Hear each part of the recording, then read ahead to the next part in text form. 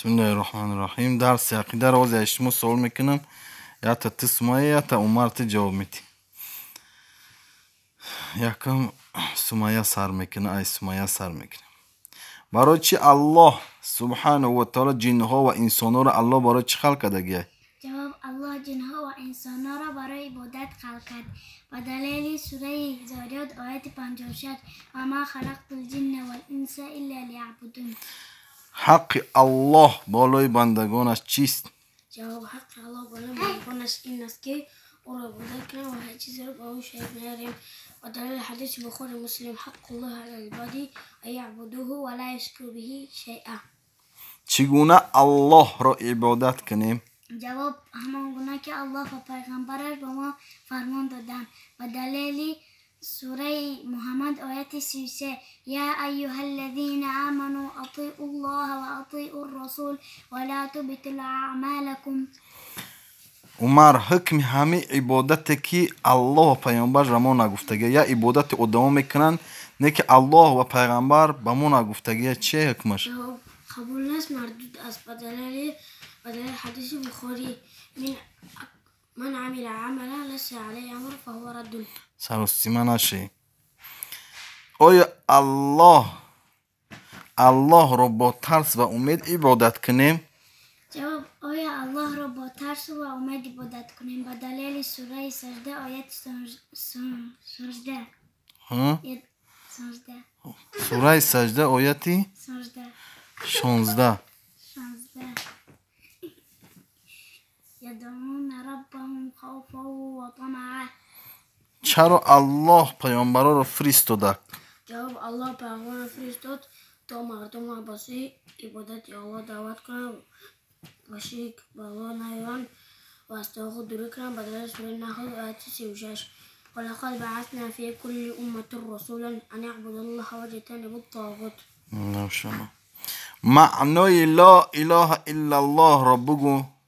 معنای لا اله الا الله نیست هیچ الهی مستحق عبادت و پرستش و جز الله به دلیل سوره بقره آیت 256 و من یکفر بالطاغوت و یؤمن بالله.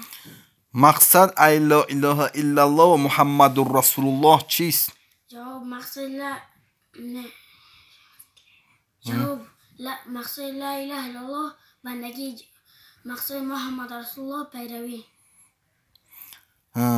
الله کجاست؟ الله ده کجاست؟ الله بالای عرش و روی آسمان هاست به دلیل سوره طه آیت 5 الرحمن علی العرش استوى.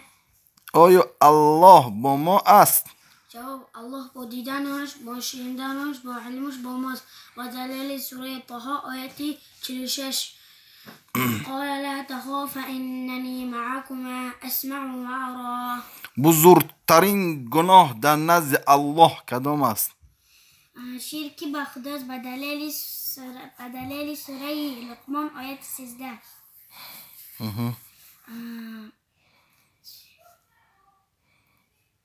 یا بنی لا تشرک بالله ان الشرک لظلم عظیم. بزرگترین شرک کدام است؟ جواب عبادت و پرستش به غیر الله و دلیل حدیث بخاری این اکبر الکبائر الشرک بالله. آیا الله در آخرت مشرکا و کافرایی که توبه نکردن مردن میبخششو؟ جواب الله نمیبخشونه به دلیل سوره نساء آیت 116 ان الله لا یغفر ان یشرک به و یغفر ما دون ذلک لمن یشاء. نوبت نبود. جایگاه مشرکا و کافرا در کجاست؟ جواب در دوزخ و جنت براشون حرام است به دلیل سوره مائده آیت 72 انه من یشرک بالله فقد حرم الله علیه الجنه و مأواه النار و ما للظالمین من انصار. آیا مرده ها میشنوند؟ جواب مرده ها نمیشنوند به دلیل سوره نمل آیت 80 انک لا تسمع الموتى. آیا از غیر الله یاری طلب کردن جایزه که بگن یا پیرا مدد یا علی مدد؟ جایزه هم خیلی گفتن. جواب جایز نیست به دلیل سوره Фатиха, аяти 5. Ияка набуду, ияка настаин. Машаллах, баракаллах. Понравился выпуск? Ставьте лайк, подписывайтесь на наш канал и на уведомления. И расскажите,